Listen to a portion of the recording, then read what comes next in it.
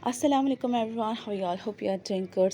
माता जनाब, कैसे हैं आप सब? उम्मीद करते हैं सब खैरियत से होंगे, खुश आबाद होंगे अपने अपने घरों में। तो आज मैं आपके साथ शेयर करूँगी दावत रेसिपी और एंड टाइम पे हमारे साथ क्या हुआ, फिर हमने कैसे दावत मैनेज की। दावत मैनेज करने से पहले आपका मेन्यू सेट होना ज़रूरी होता है। तो मेन्यू सेट करने के लिए हमने लास्ट ईयर वाला ही किया, जो बिहारी बोटी थी और कढ़ाई थी और कबाब थे और था बिरयानी।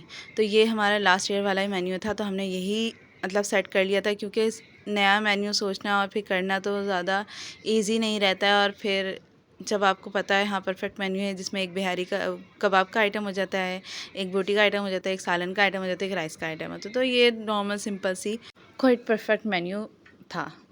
तो जनाब सुबह हो गई थी और हमारा मेन्यू डिसाइडेड था।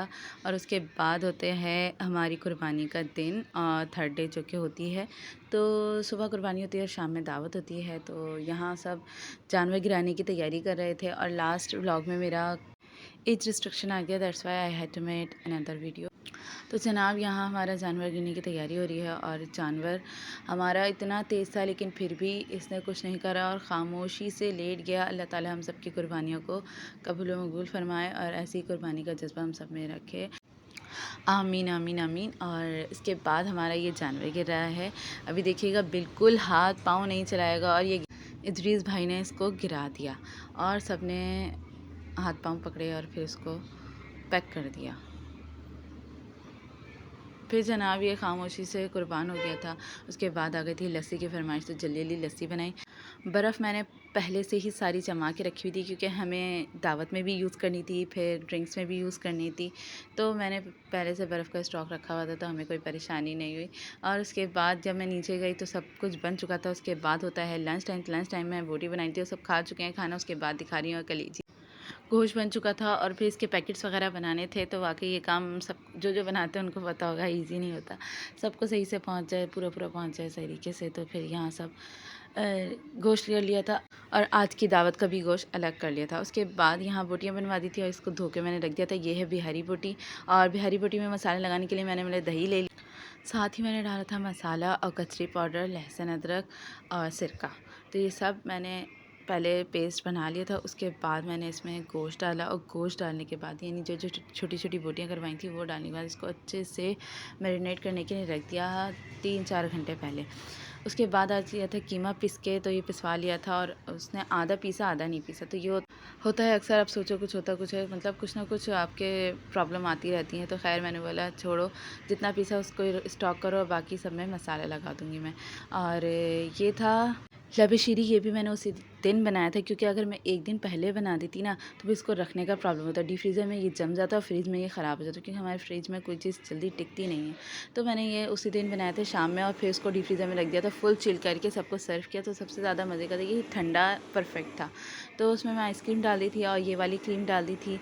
तो हमारा मीठा भी शाम को तैयार होना था, तो बस कर दिया था तैयार टाइम से। और उसके बाद मैं यह काट रही थी और आधे काट चुकी थी। फिर मॉम ने बोला लाए मुझे दे दें, बस अब कुछ और कर लो, क्योंकि काम बहुत ज़्यादा होता था। मैंने ये मॉम को दिया और फिर मैं चली गई थी किचन में दूसरे काम करने के लिए। और ये लास्ट में मैंने इसमें सारे फ्रूट्स वगैरह काट के डाल दिए थे।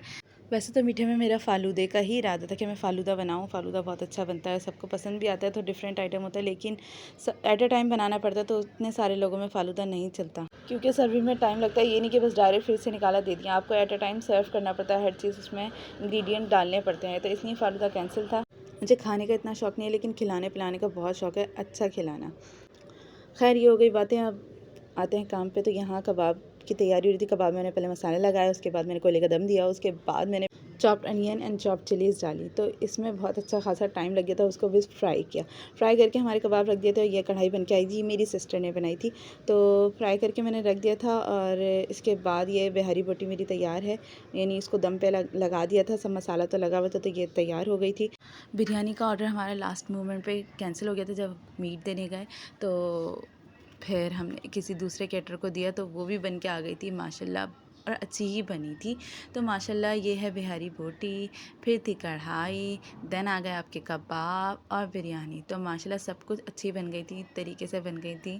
तो बस डर भी होता है, मैं जब बना रही होती तो मुझे डर होता है कि हाँ भाई चीज़ें सही बने। उसके बाद आती है बर्तन समेटने की, क्योंकि हमारी हेल्पर के बहुत ज़्यादा नखरे हो गए हैं। वो एक तो शाम में नहीं आती, ऊपर से तीनों दिन ईद की छुट्टी की।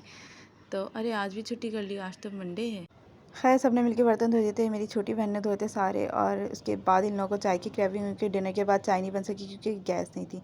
फिर इन लोगों ने सबने चाय पी और यहाँ सारे बर्तन ड्राई होने के लिए लगा दिए थे। और ये था दावत व्लॉग, अपनी life vlog. Do like share subscribe. Thank you. अल्लाह हाफिज़।